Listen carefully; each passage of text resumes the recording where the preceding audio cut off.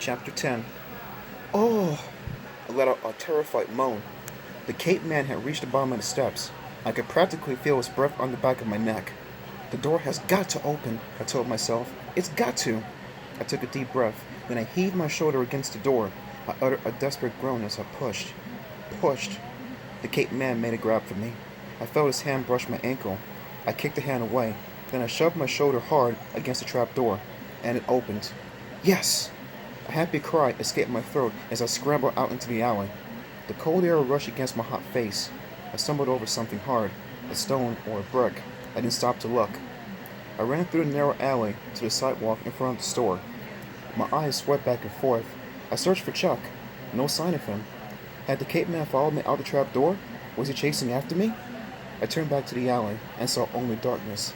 Then I took off, running fast, my feet practically flying over the pavement. I shot across the street. Bright lights washed over me. A car horn honked, making me jump about a mile. The car roared past. "Hey, Steve!" Chuck stepped up from behind a tall evergreen shrub. "You made it!" "Yeah, I made it," I replied, gasping for breath. I didn't know what to do," he stammered. I shook my head. "So you just stood here?" "I waited for you," he said. "I was kind of scared."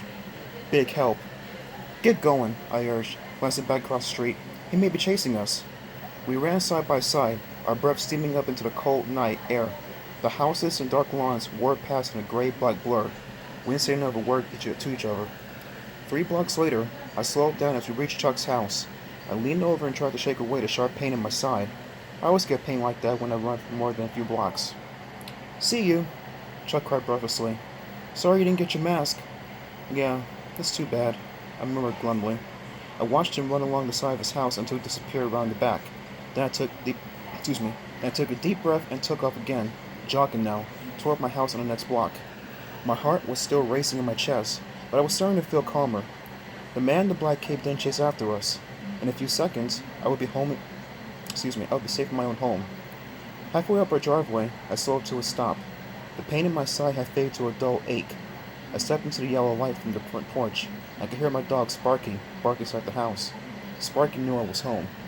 As I climbed onto the front stoop, a smile crossed my face, a very wide smile.